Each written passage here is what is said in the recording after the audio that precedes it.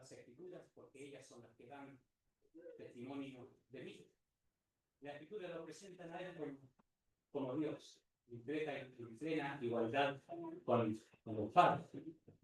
Y lo revela las Escrituras.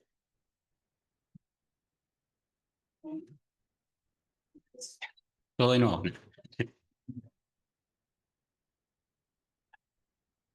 Estamos, como estaba diciendo, que Dios, el Señor Jesucristo se revela en su palabra como Dios. Así lo presenta las Escrituras en completa igualdad con el Padre. Tanto Juan, tanto el apóstol Pablo, el escritor a los Hebreos, nos presentan a Cristo como Dios, como creador, Dios manifestado en carne. Así también los profetas en el Antiguo Testamento. Por eso el Señor dice escudriñar las Escrituras, porque ellas son las que dan testimonio de mí. En ese entonces estaba el Antiguo Testamento, que hablaba de nuestro Señor Jesucristo, cual Dios poderoso, el Dios fuerte, como dice Isaías, que iba a venir a este mundo. Y el martes pasado vimos cómo el Señor mismo se presenta a sí mismo como Dios, con esta igualdad con el Padre, en el pasaje de Juan 5. Después que él sana a un hombre allí enfermo, que estaba enfermo, dice, hace 38 años que estaba enfermo, y el Señor lo sana, y lo sana en un día de reposo. Y ahí comienza el 16 diciendo que los judíos, cuando Juan habla de los judíos, está hablando de los líderes judíos, de los fariseos, de los escribas. Entonces dice que los judíos perseguían a Jesús y procuraban matarle. Juan 5:16 de Juan. ¿Y cuál era la razón? Porque hacía estas cosas en día de reposo, o sea, sanaba. Hacía el bien en el día sábado. Y entonces el Señor responde diciendo en el 17, mi Padre trabaja y yo trabajo. Mi Padre trabaja y yo trabajo. Y ahí el Señor muestra su naturaleza divina. Su naturaleza divina. Lo sabemos porque el mismo Señor, los mismos fariseos, el 18 dice, los judíos procuraban matarle. Con mayor razón, se enojaron, se enfurecieron ellos, dice. Y entonces, por esta causa, aún más los judíos procuraban matarle. Porque no solo quebrantaba el día de reposo, sino que también decía que Dios era su propio Padre, haciéndose igual a Dios. Igual a Dios. Y ellos no entendieron mal, ellos entendieron bien. El Señor no dice, ustedes entendieron mal lo que yo les dije. Yo no quise decir eso, el Señor no. Y entonces después, del 19 en adelante, Él va a recalcar lo que ha dicho. Lo que ha dicho. Que Él dice que trabaja junto con el Padre.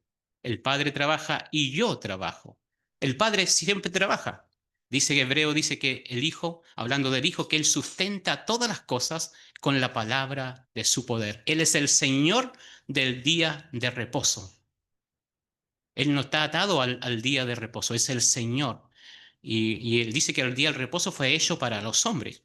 Te marco allí en Marcos 2, 27 en adelante. El día de reposo fue hecho por causa del hombre. Y Jesucristo es mucho más que un hombre. Él es el Señor del día de reposo. Entonces los judíos procuraban matarle por esto, porque hacía estas cosas y se hacía igual a Dios. Y él va a mostrar ahora, muestra varias formas de que él es igual a Dios. El 19 dice, de cierto os digo, eso lo vimos el martes, de cierto os digo, no puede el Hijo hacer nada por sí mismo, sino lo que ve hacer el Padre. Y ahí lo tenemos en igualdad en voluntades y en voluntad en obra, porque todo lo que el Padre hace, dice, lo hace el Hijo igualmente, todo, y es todo. Vemos en el Antiguo Testamento, en Génesis, que Dios es el creador, y en el Nuevo Testamento lo vemos que es el Hijo, el creador. Juan 1:1, Colosenses. Hebreo dice que Dios hizo todas las cosas por medio de su Hijo. Él es el creador, Él puede hacer todo y Él hace todo lo que el Padre hace. Ningún ser humano, como nosotros, ninguna criatura puede decir, yo puedo hacer todo lo que Dios hace. Solo Dios, ni un ser angelical, de muy poderoso que sea, no puede hacer eso. No puede decir eso porque no puede. Solo Dios puede decir yo hago igual a lo que mi Padre, y Cristo es divino. Cristo es Dios, es igualdad en voluntad y igualdad también en obra. En el 20 dice que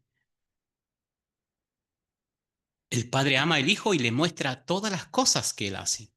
Y ahí lo tenemos en igualdad en conocimiento. Igualdad en conocimiento.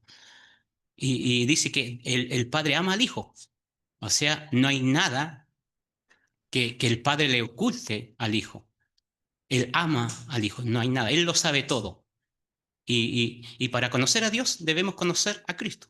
Cita el pasaje de Colosenses 2 y 3, donde dice que juntos, unidos en amor, para alcanzar todas las riquezas de pleno entendimiento, a fin de conocer el misterio de Dios el Padre y de Jesucristo, en quien están escondidos todos los tesoros del conocimiento y de la sabiduría. Unidos, unidos los hermanos, así podemos crecer en el conocimiento de nuestro Señor Jesucristo, donde conocemos a Dios, porque al verle a Él es ver a Dios, escuchar a Él, escuchar a Dios. Lo dijo el mismo Juan 14, 6 en adelante.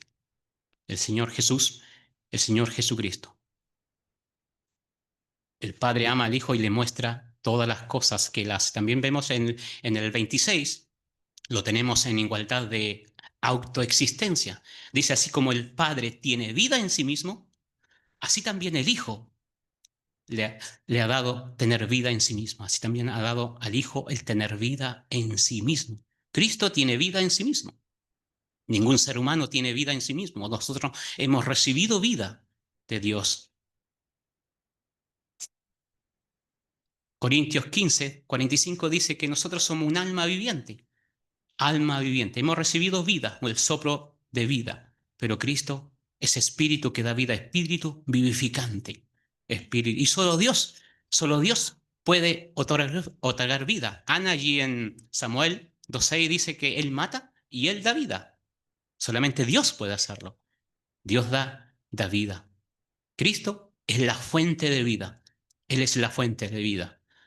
Y dar vida, también solo Él puede hacerlo. Y mira en el 21 lo que dice. ¿Qué dice en el 21?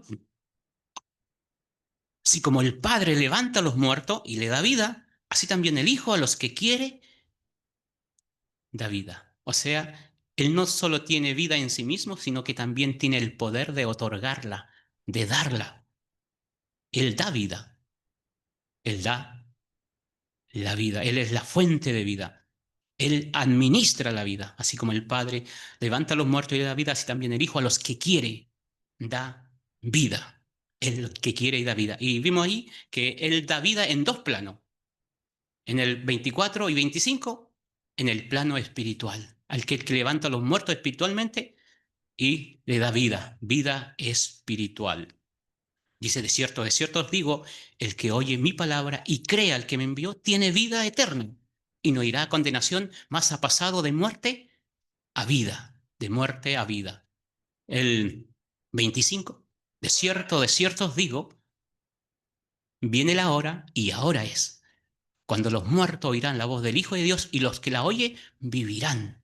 Los que la oye vivirán. Y aquí vemos que Él da vida, no a todo le da vida espiritual. Él ha decidido dar vida solamente a aquellos que oyen su palabra y creen en aquel que Él le ha enviado. Dice, el que cree tiene vida eterna.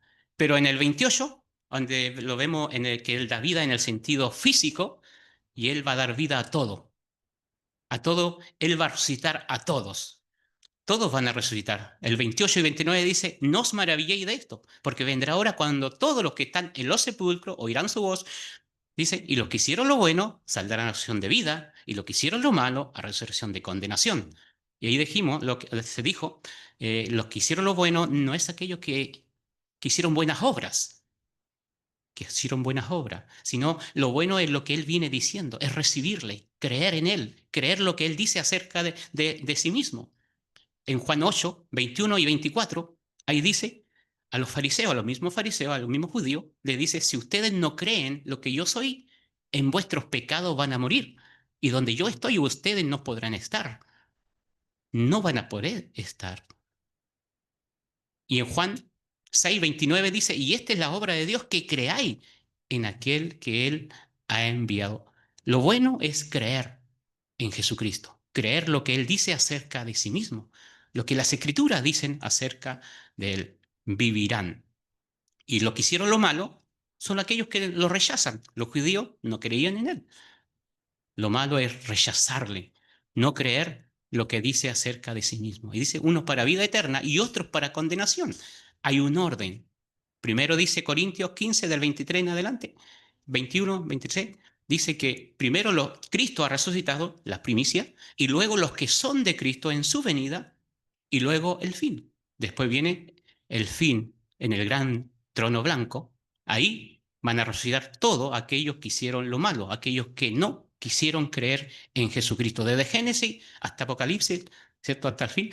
Ahí van a resucitar todos aquellos que rechazaron al Mesías, rechazaron a Cristo. El Mesías en el Antiguo Testamento, el Cristo en el Nuevo Testamento, el Cristo, el ungido de Dios. Aquellos que lo rechazaron resucitarán para ser condenados para siempre en el lago que arde con fuego y azufre, el cual fue preparado, dijo el Señor allí en Mateo 25:41, para Satanás y sus ángeles. Van a resucitar todos, pero todo en su debido orden. Cristo, las primicias, y nosotros vamos a resucitar si que los pilla la muerte, para la vida eterna, para ir a la presencia de Dios y disfrutar por toda la eternidad. Dios transformará estos cuerpos de la humillación, dice Pablo a los filipenses, y cambiará estos cuerpos semejante al cuerpo de la gloria del Señor. Él es el que da vida eterna, vida espiritual. Aquello, por ejemplo, las personas pueden tener vida física, pero estar muerto delante de Dios, muerto, sin tener comunión con el Creador. La causa es el pecado, pero al oír la palabra de Dios, al oír la palabra de Dios y creer, la persona recibe el perdón de sus pecados, recibe vida y recibe comunión con su Creador. Y ahora nos falta el 5:23, para que todo honren al Padre, como honran al Hijo. Aquí lo tenemos en igualdad, en honra, en reconocer quién es Él, reconocer quién es Dios, quién es Él, y reconocer ahora quién es Cristo. Recibe la misma honra, la misma honra. Reconocerlo como creador, al Dios Padre, como autoridad suprema. Así también debemos reconocer al Hijo como el creador, autoridad suprema. Y esto nos lleva a amarle, para luego adorarle y servirle, reconocerle a Él, reconocerle a Él. Por ejemplo, el amor. En la Biblia hay dos tipos de amores, podemos decir, dos tipos de amores. El amor hacia Dios y el amor hacia Cristo. El amor hacia el Padre y el amor hacia Cristo. En, hay un texto que sale allí en Juan, ¿cierto? En Juan 5 y en Juan también 8. Pero primero vamos a ir Mateo 22. Mateo 22, 37 dice, el mandamiento del Antiguo Testamento, donde dice, el Señor responde a una pregunta a los fariseos, le dice, ¿y cuál era el primer y el gran mandamiento? Él dice, amarás a tu Dios con todo tu corazón, con toda tu alma, con toda tu mente y con toda tu fuerza. Amar a Dios sobre todo. Ese es el amor que Dios exige. Ahora, ¿cuál es el amor que el Hijo exige? En Mateo 10:37. Mateo 22:37 y Mateo 10:37 dice el Señor, el que ama padre o madre más que a mí, no es digno de mí. O sea, no me van a tener. El que ama a hijo o a hija más que a mí, no es digno de mí. No es digno de mí. Y sigue leyendo usted, dice, el que no toma su cruz y me sigue, no es digno de mí. O sea, hay que amarle más que nuestra propia vida al Señor Jesucristo. Amar a Dios, tenemos dos grandes mandamientos ahí. Amar a Dios con toda la fuerza y con todo el corazón y amar al Hijo más que a nuestro Padre, más que a los hijos, a los hijos. Entonces, en Mateo, o sea, en Juan, dice, Juan 5:42, yo os conozco, le dice a los judíos, yo los conozco a ustedes que no tienen amor de Dios, no tienen amor, ustedes no aman a Dios, porque yo he venido en el nombre de mi Padre y ustedes no me reciben. Ustedes no me reciben. Si Dios fuera vuestro Padre, dice en el 8:42, si Dios fuera vuestro Padre, ciertamente me amarían. Y ahí vemos que no puedo amar a Dios y no amar a Cristo. Tengo que amar a Dios y amar a Cristo. Y si amo a Cristo, tengo que amar a Dios. No puedo amar a uno, no. Si tengo a Dios, tengo que tener al Hijo. Y si tengo al Hijo, tengo que tener al Padre. Yo conozco que no tenéis amor. ¿Por qué? Porque ustedes no me reciben. No tienen el amor de Dios porque no me reciben. Y es más, dice, si ustedes no me reciben, ustedes son de vuestro padre el diablo. ¿Mm? Yo conozco que no tenéis amor de Dios. O sea, ahí el Señor lo tenemos que amar tanto a Dios, a la igualdad en amor, amor a Dios, más que a los hijos. Y este amor, ¿de dónde, cómo viene este amor?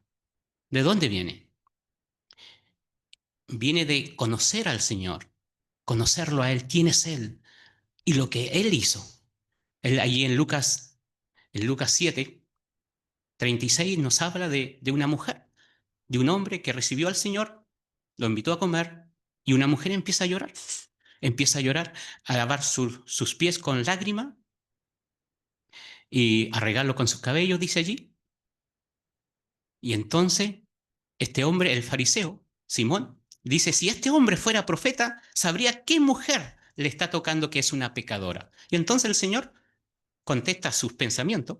El Señor conoce el pensamiento, conoce el corazón y le dice, Simón, había un hombre, un acreedor, que tenía dos deudores. Uno le debía 500 denarios o 500 monedas de oro y el otro le debía 50 nomás. Pero ellos no tenían con qué pagar, no tenían con qué pagar. Pero él perdonó a ambos. ¿Quién crees tú que va a amar más? El que se le perdonó más, dijo él, rectamente. Y ahí se vuelve a la mujer, ¿ves a esta mujer? Entré a tu casa y no me pusiste agua, mas esta ha regado mis pies con su lágrima y los seca con su cabello. No me diste beso, pero ella no ha cesado de besar mis pies. No me ungiste la cabeza con aceite, ella me ha ungido con perfume. Por tanto, dice, sus muchos pecados son perdonados. Porque el que ama más, porque se le perdona más. El que se le perdona más, ama más.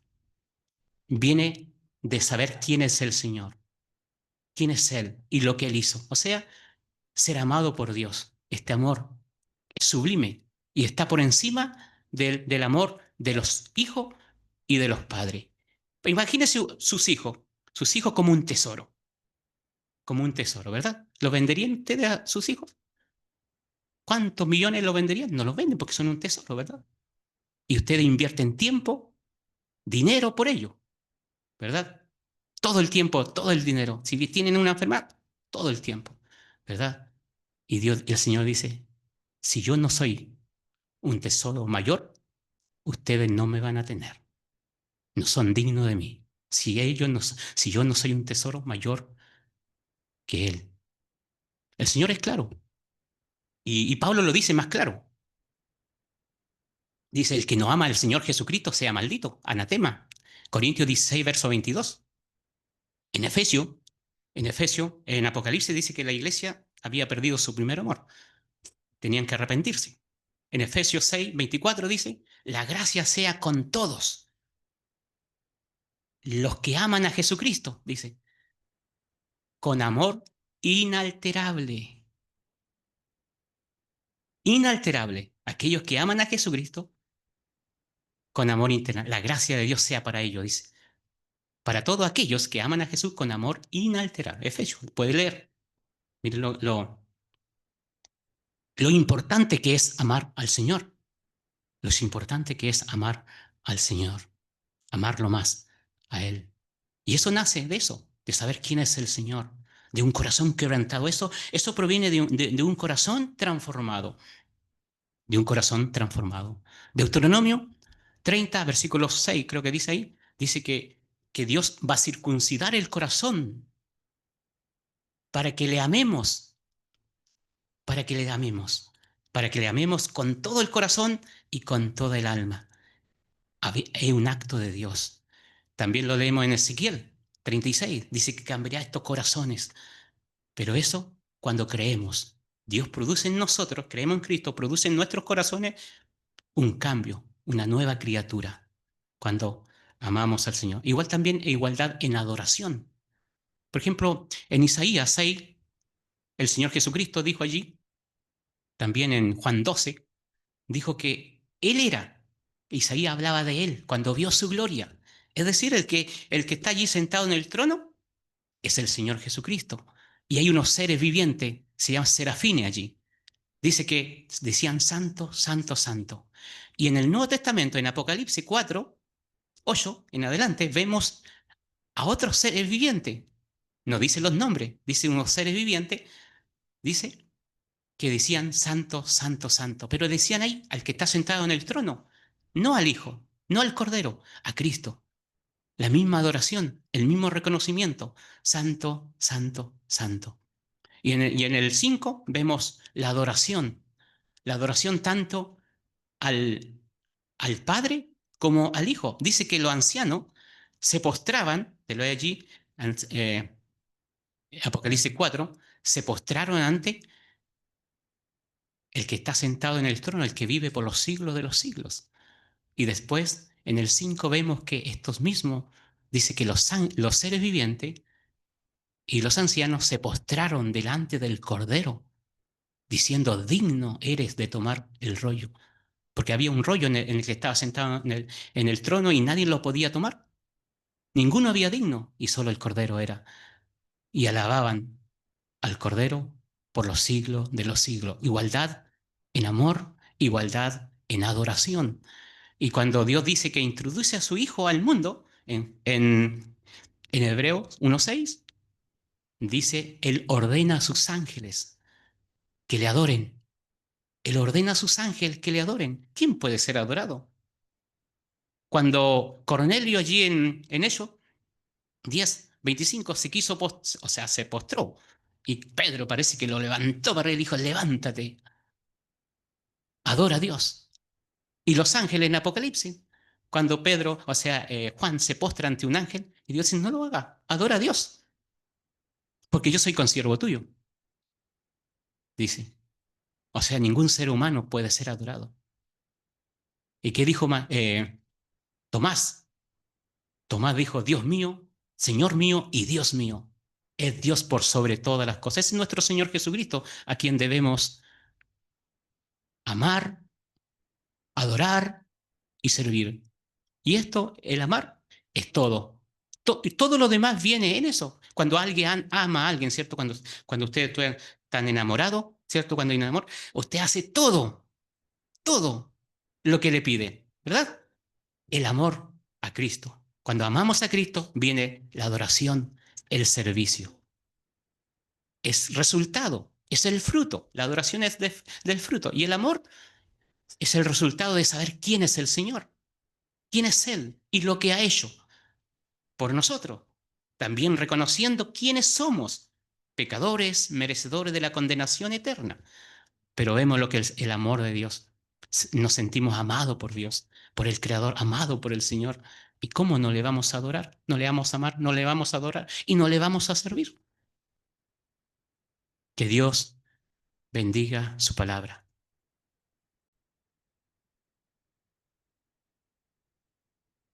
Bien, gusto verles. Vamos a continuar entonces con la serie. El tema es que como en el buen chileno, me condoré la semana pasada, porque les dije que iba a continuar con la paciencia y no venía la paciencia. Venía, Él se compadece en nuestra debilidad. Antes de poder hablar de la paciencia, tenemos que hablar por qué se compadece. Bien, por qué Él es capaz de empatizar con nosotros. Y para eso vamos a ir a Hebreos. Hebreos el capítulo 4, el versículo 14. Así que ahí espero que apliquemos la paciencia también acá. Eh, entonces este es un pasaje, ¿cierto?, que nos habla de un Cristo glorificado, pero también de un Cristo compasivo, de un Cristo que se acerca, un Cristo que nos entiende. Y la idea de esto es que nosotros podamos conocer un poco más a nuestro Señor, a aquel que se llama acá como el sumo sacerdote que intercede por nosotros, ¿cierto? Y que ingresa, ¿cierto? Y nos da la posibilidad de entrar al trono de la gracia. Entonces vamos a la lectura desde el capítulo 4, versículos 14 al 16. Dice así la palabra del Señor. Por tanto, teniendo un gran sumo sacerdote que traspasó los cielos, Jesús, el Hijo de Dios, retengamos nuestra profesión, porque no tenemos un sumo sacerdote que no pueda compadecerse de nuestras debilidades, sino uno que fue tentado en todo, según nuestra semejanza, pero sin pecado.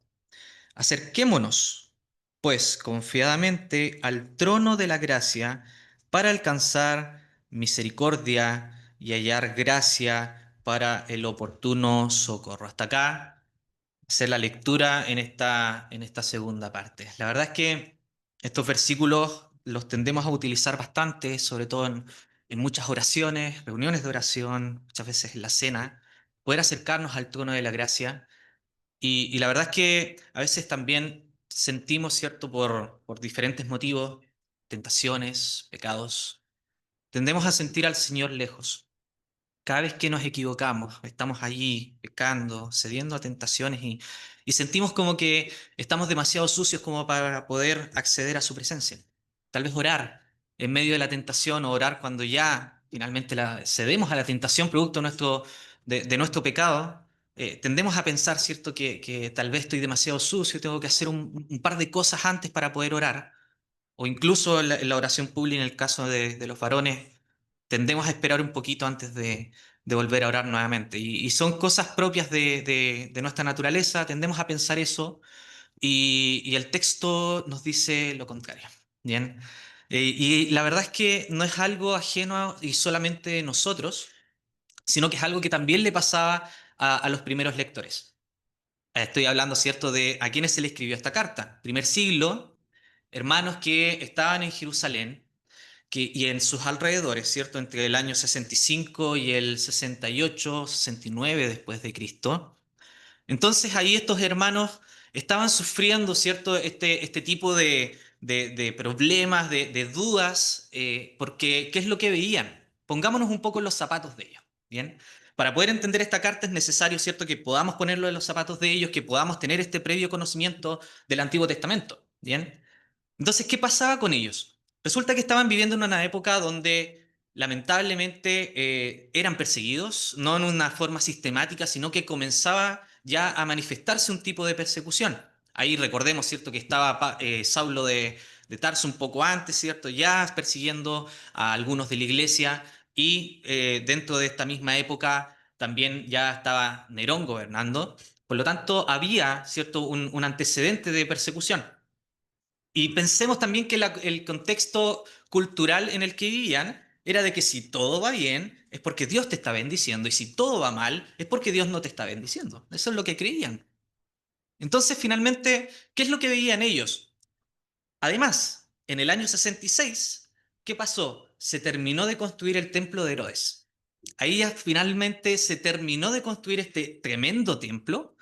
Por lo tanto, las fiestas como el Yom Kippur, fiestas donde se hacían todas estas celebraciones judías, eran tremendas, pomposas, donde ahí el sumo sacerdote ingresaba una vez al año, ¿cierto? Haciendo todavía el ritual del antiguo pacto, y era todo precioso, lleno de gente, venía, ¿cierto?, todas estas personas de toda Israel para poder acudir al templo de Jerusalén, que ya estaba terminado. Entonces los hermanos, ¿qué es lo que pasaba con ellos? Estaban en casas, estaban, ¿cierto?, siendo perseguidos, estaban completamente aislados. Por lo tanto, comenzaba a surgir la duda. ¿Y qué es lo que podían pensar? ¿Será que realmente estamos en un camino correcto?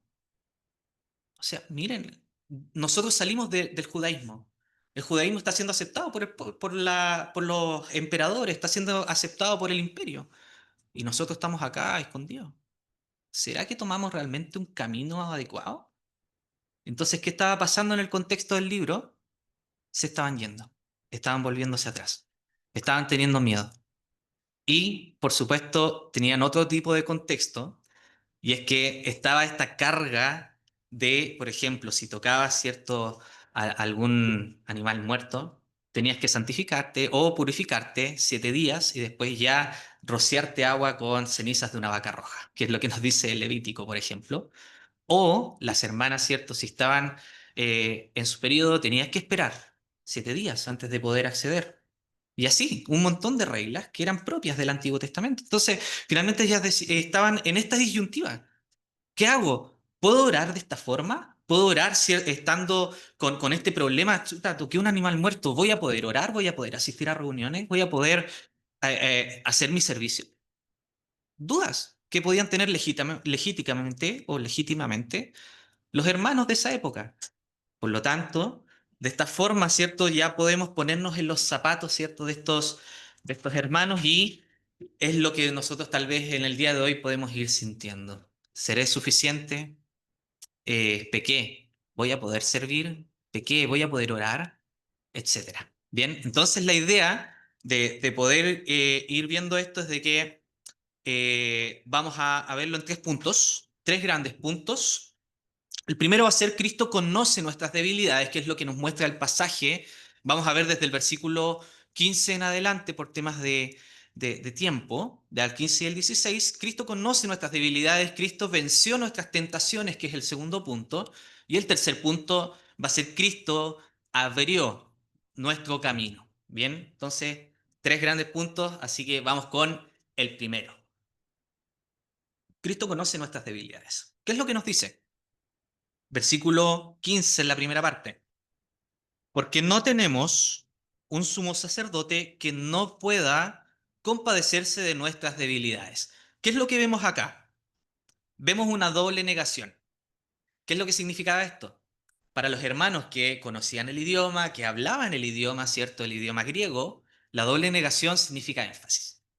Por lo tanto, lo que nos está diciendo es algo positivo. Sí tenemos a un sumo sacerdote que sí se compadece de nosotros, que sí es capaz de compadecerse de nuestras debilidades.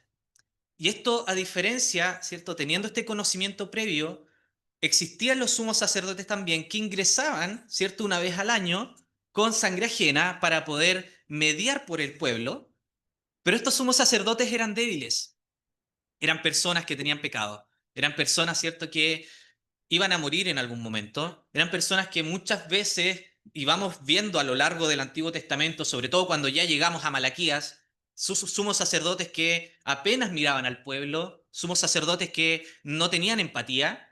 Por lo tanto, no había una identificación real, a diferencia, ¿cierto?, de lo que nos muestra el autor a los hebreos, que sí tenemos a un sumo sacerdote, ¿cierto?, que pueda compadecerse de nuestras debilidades. Por lo tanto, esta doble negación es súper importante y es muy bueno que lo podamos ir considerando desde ya. Tenemos a un sumo sacerdote que es capaz de compadecerse, ¿cierto?, de nuestras debilidades. Por lo tanto, tenemos, ¿cierto?, a uno que ingresa, al lugar santísimo, como nos dice un poquito más adelante, de hecho, en Hebreos, el capítulo 9, cortito solamente. Porque, ¿qué es lo que nos dice en el 9:12? Pero Cristo, habiendo ofrecido una vez para siempre un solo sacrificio por los pecados, se ha sentado a la diestra de Dios. Este sumo sacerdote que ingresa, ¿cierto?, a este lugar santísimo no lo hace con sangre ajena, sino que lo hace con su propia sangre. Es lo primero que podemos ir ya viendo a lo largo de esta primera parte.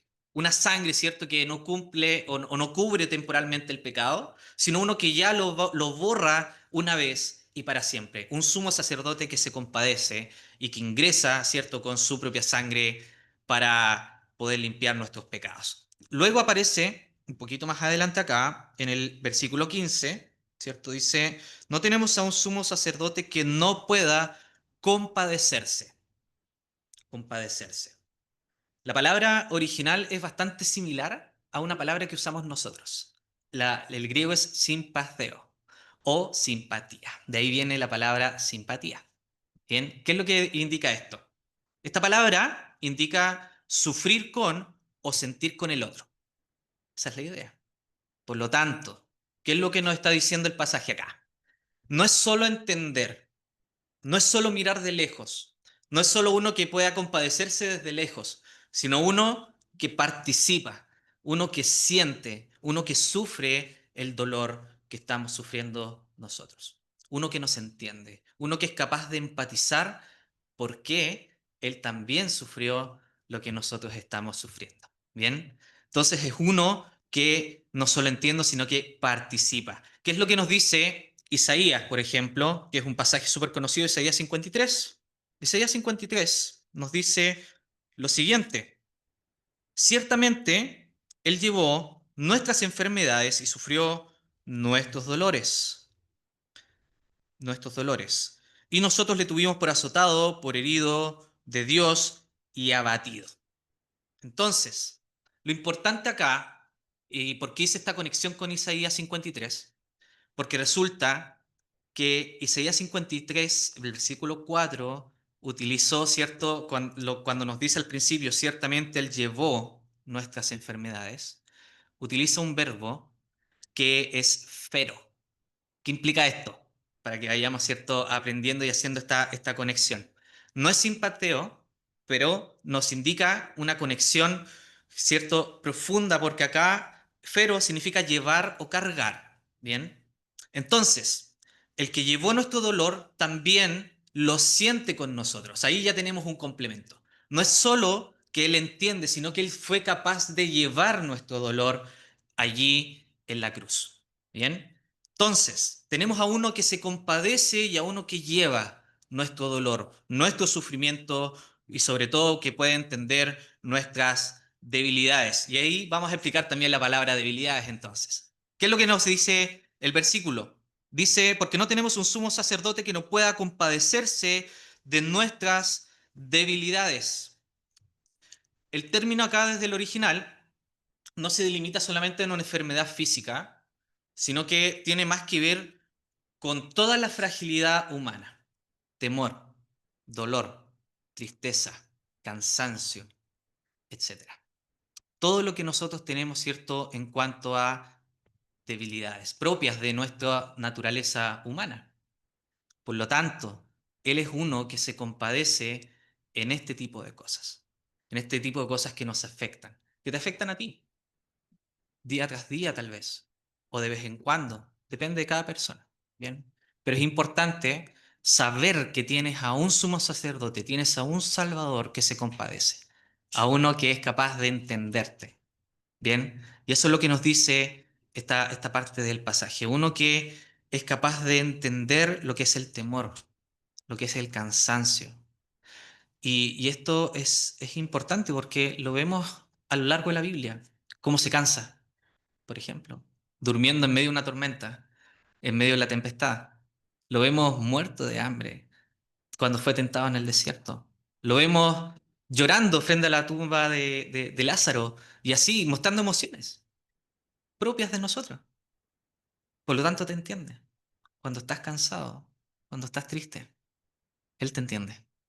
Porque Él sufrió esto y vivió esto, y es lo que vamos a ir viendo un poco más adelante en la segunda parte del versículo. Y finalmente, por supuesto, es que es importante que Él tiene su compasión muy presente el día de hoy. A veces tendemos a pensar de que como Él fue transformado y está en el cielo, rodeado de gloria y honra y majestad, es como si hubiese perdido esta característica. Pero no. Si fue capaz de amar, ¿cierto?, a Lázaro, si fue capaz de amar a este joven rico que se acercó, si fue capaz de escuchar, ¿cierto?, a un montón de gente, de sanar, etcétera, no son características que se hayan perdido. Por eso el autor dice que Cristo puede compadecerse y está hablando de una realidad presente, es algo presente, es algo que viene haciendo incluso el día de hoy. Por lo tanto, puedes confiar que Él, a pesar de ser transformado, ¿cierto? En su resurrección, no perdió nada de esto. Él sigue compadeciéndose en nuestras debilidades, lo cual es importante de recordar. Por lo tanto, y esto es una característica divina, no es algo que el Señor haya adquirido, ¿cierto? Por su encarnación. Al contrario, qué es lo que nos dice Éxodo, por ejemplo? Eh, en Éxodo capítulo 34, el versículo 6, dice lo siguiente.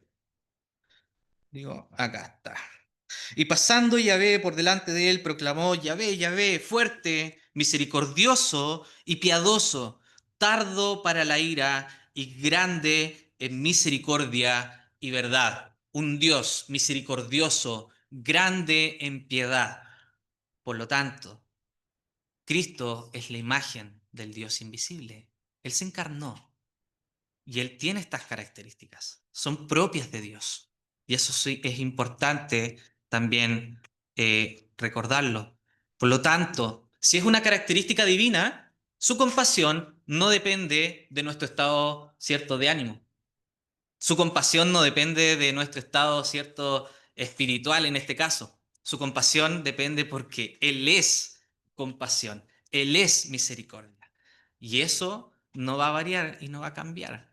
Por lo tanto, puedes acceder a Él libremente en el momento que sea.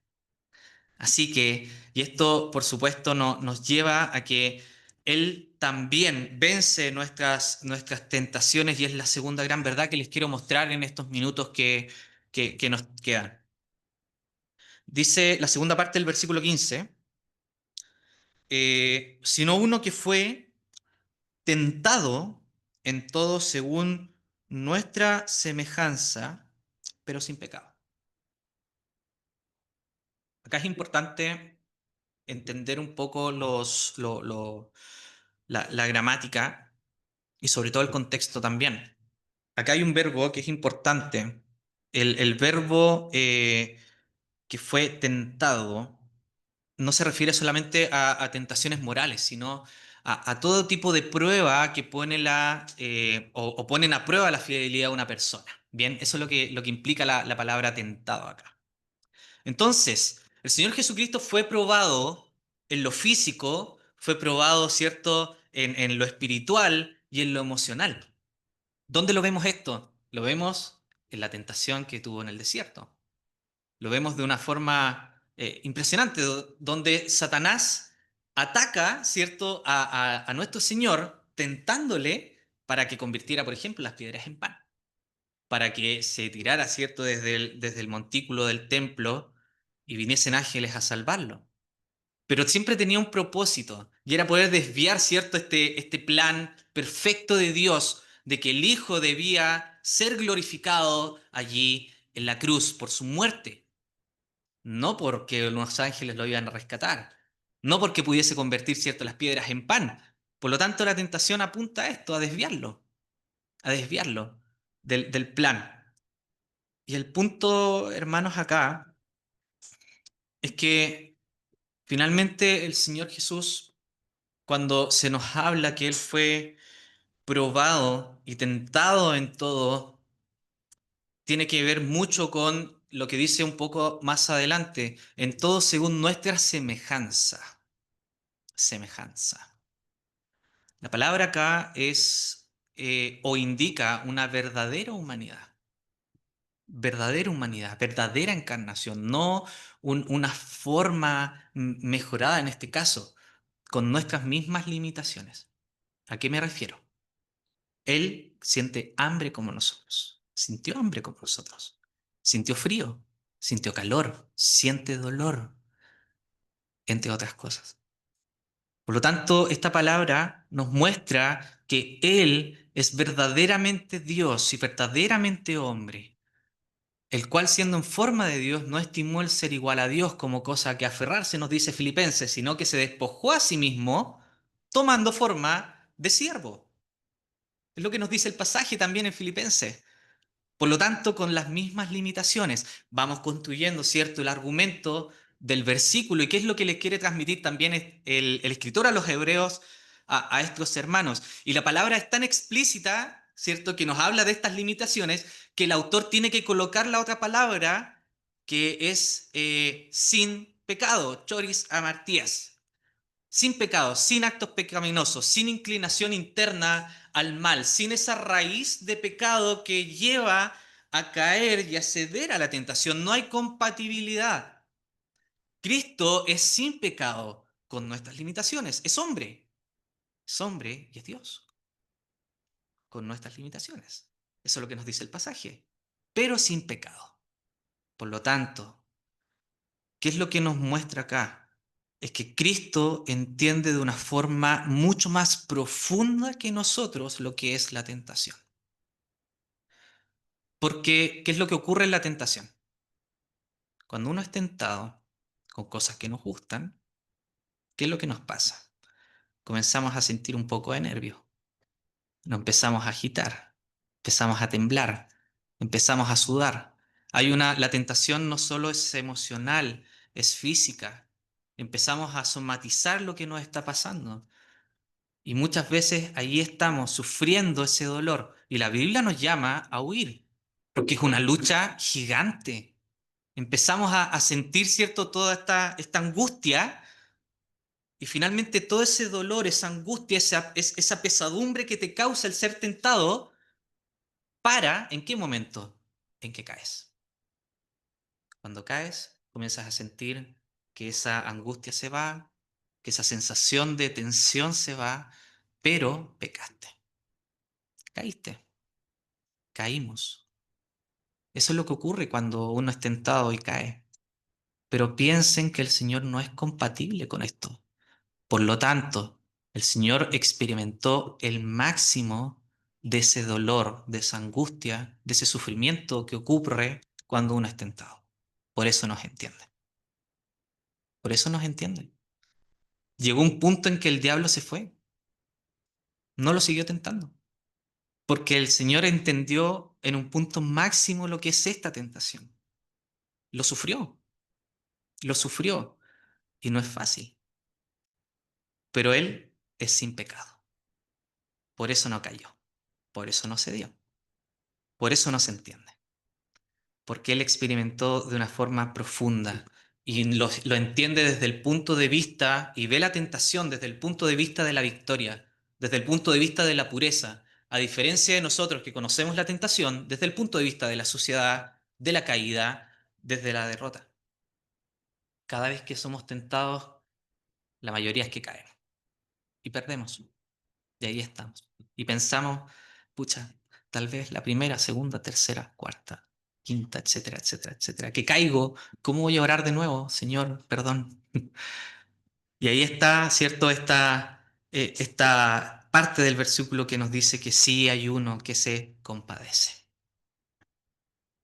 Te entiende y entiende la debilidad, pero eso no significa que se compadezca de tu pecado. Ojo ahí. Se compadece de tu debilidad, de tu poca capacidad o mi poca capacidad, ¿cierto?, de poder enfrentar esto, porque somos débiles. Por lo tanto, el Señor lo entiende y no va a decir, ahí viene, ¿cierto?, el perro arrepentido con la cola entre las piernas. No, no, al contrario, ven, acércate, sé lo que se siente, acércate a mí. Y ahí es donde nosotros tenemos que ingresar. Y es lo que nos muestra la última parte y es el tercer y último punto que voy a tocar en estos 5 minutos. Acerquémonos. Cristo abrió nuestro camino. ¿Qué es lo que nos dice el versículo 16? Acerquémonos pues confiadamente al trono de la gracia para alcanzar misericordia y hallar gracia para el oportuno socorro. Lo lindo acá es que la palabra acerquémonos está en un presente exhortativo. ¿Qué implica esto? Que es una acción continua. Es una acción que nosotros podemos hacer en todo momento y que no se hace solamente una vez, cuando uno confiesa ciertos sus pecados para que el Señor nos pueda salvar, sino que es algo que podemos hacer continuamente en nuestra vida. Acerquémonos, vamos con total confianza porque tenemos a un sumo sacerdote que para para los primeros lectores era un ente válido, ya que ingresaba una vez al año en cierto lugar nuestro, con todas las limitaciones que ello implica. Pero aquí tenemos a uno que nos podemos identificar con él sabiendo que es perfecto, que no tiene pecado y que se acerca, ¿cierto? O que nos abre, ¿cierto? Este camino para poder ingresar libremente al trono de la gracia. Eso es lo que nos indica la primera palabra. El punto, y aquí hay una conexión que es genial. La verdad es que es genial. ¿Por qué? Porque la Septuaginta, que es la versión griega del Antiguo Testamento, tiene esta misma palabra que aparece dos veces en el Antiguo Testamento. ¿Adivinen dónde? En Éxodo y en Levítico. ¿Y en qué situaciones se veía, cierto, este versículo? El primero está en Éxodo del capítulo 19. Voy a leerlo bastante rápido.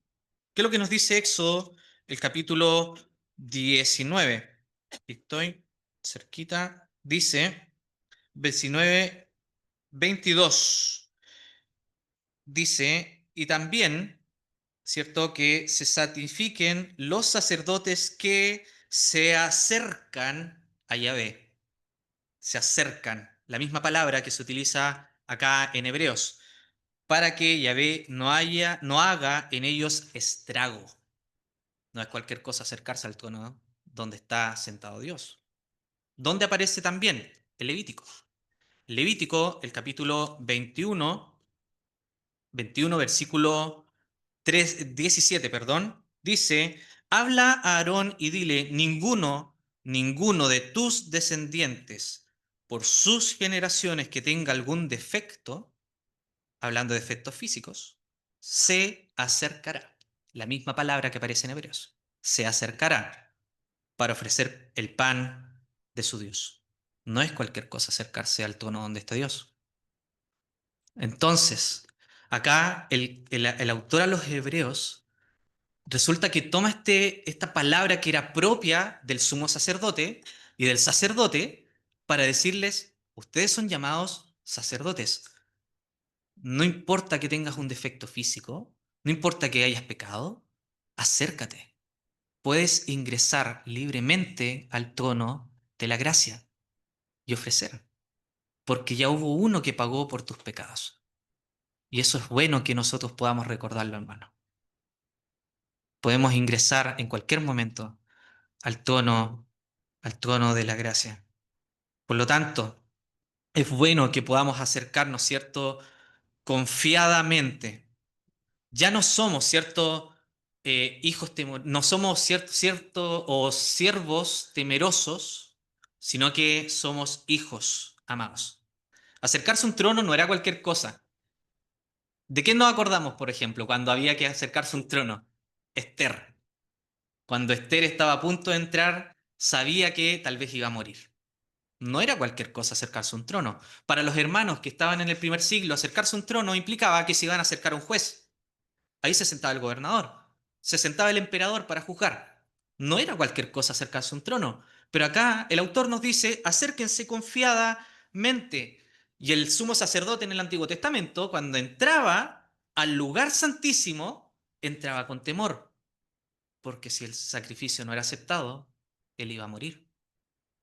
Por eso entraba con campanitas, porque si dejaban de sonar, había que tirar la cuerda. No era cualquier cosa. Y este trono invisible estaba, ¿cierto?, en un lugar específico, le voy a dar nomás, en un lugar específico sobre el propiciatorio. Propiciatorio donde estaba el arca. Bien, ¿cómo hacemos esta conexión? Rápido. Éxodo. En Éxodo el capítulo 25 nos dice, harás pues un querubín en un extremo y un querubín en el otro extremo de una pieza con el propiciatorio. Harás los querubines en sus dos extremos. El Salmo 80 toma esta referencia del propiciatorio del Antiguo Testamento que está sobre el arca y miren lo que dice. Oh pastor de Israel, escucha tú que pastoreas como a ovejas a José, tú que estás entre los querubines, resplandece. Bien, y finalmente, ¿qué es lo que pasaba allí en el propiciatorio cuando el sumo sacerdote entraba en el lugar santísimo?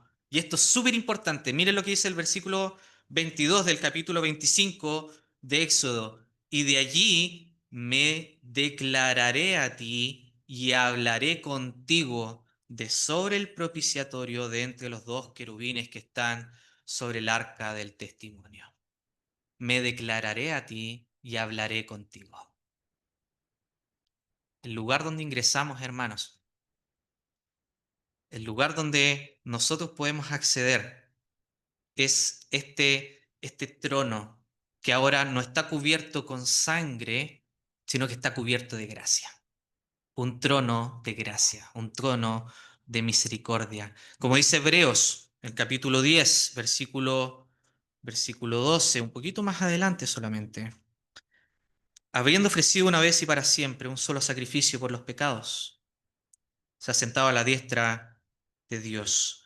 Y eso es lo precioso. Hay comentaristas, el mismo Dios que antes hablaba desde el fuego, ahora invita a que entres en la misericordia y el velo se rasga en la cruz. Cristo es muerto en la cruz. El velo se abre y nos permite ingresar, ¿cierto?, al lugar donde está este propiciatorio, donde Él entra como el mismo sacrificio por propiciación, ¿cierto?, por nuestros pecados. Ahí en la cruz es aquel el que nos muestra que ya se acabaron los rituales, ya se acabó la sangre ajena, sino que ahora podemos ingresar de forma libre al trono de la gracia.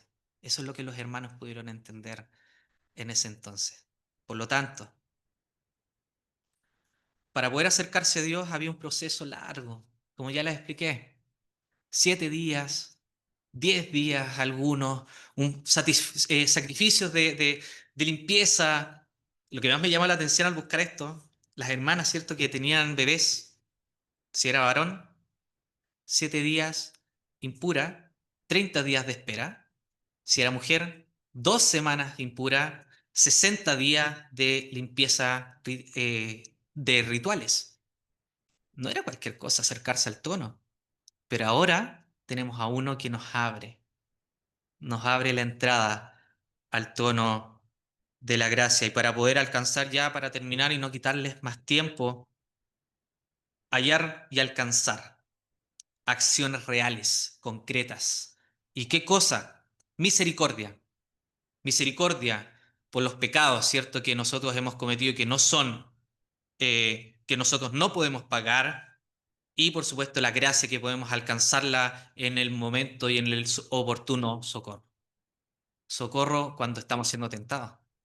Socorro cuando estamos en plena tentación y cuando estamos a punto de pecar o cuando pecamos, ahí está el trono de la gracia abierto. Y eso es lo que nos muestra lo hermoso que es el corazón de Dios, pero sobre todo el corazón de Cristo. Uno que apertura el trono, que antes era limitadísimo, pero que ahora tenemos un acceso libre. Hermana, hermano, si estás siendo tentado, accede a él. Tienes la puerta abierta. Antes costaba un mundo, una vez al año, con sangre ajena. Y ahora, incluso cuando pecaste, puedes entrar ahí y vas a alcanzar misericordia, porque hay uno que se compadece. Eso es lo precioso que nos muestra acá este pasaje. Y ya para terminar y poder aplicar esto, lo importante, hermanos, es que el Señor te entiende. Te entiende y por eso te dice acércate. Yo sé lo que se siente. Yo sé lo que se siente ser tentado. Yo sé lo que se siente tener hambre, tal vez. Sí, Él sabe. Sentir frío, pero sobre todo esa angustia, ese dolor. Él entiende eso, porque lo sufrió. Sufrió todo eso, emocional, físico y espiritual. Y nos abre el trono de la gracia para alcanzar de forma concreta misericordia, gracia, diariamente, gracia, de forma diaria. ¿Por qué acercarnos a Él cuando estamos solamente en reuniones? Puedes acercarte a Él en cualquier momento y Él te va a entender. Y lo bonito es que todos tus pecados, si eres salvo, fueron pagados. Ya fueron pagados. Por lo tanto, ya estás limpio. Cristo ya tomó su ropa limpia y te la pasó. Ya eres justificado, ya estás acepto, ya puedes ingresar libremente al trono para hallar gracia. Y eso es lo precioso que nos enseña este pasaje. La puerta fue abierta por amor. Y estos hermanos al fin ya pueden darse cuenta que sí, tal vez si estoy cierto con algo o ya toqué a un animal muerto o lo que sea, no voy a tener que esperar 7 días, puedo orar ahora. Porque en ese periodo que no oras, puede venir la tentación y te va a hacer caer nuevamente y ahí es donde finalmente nos estamos alejando y nos alejamos. No. Es bueno acceder. Apenas te tiente, acércate. Si caes, acércate. Ese es el llamado. Que sea algo concreto. Apliquémoslo en nuestra vida. Oremos ya para poder terminar. Padre, queremos darte gracias porque accedemos libremente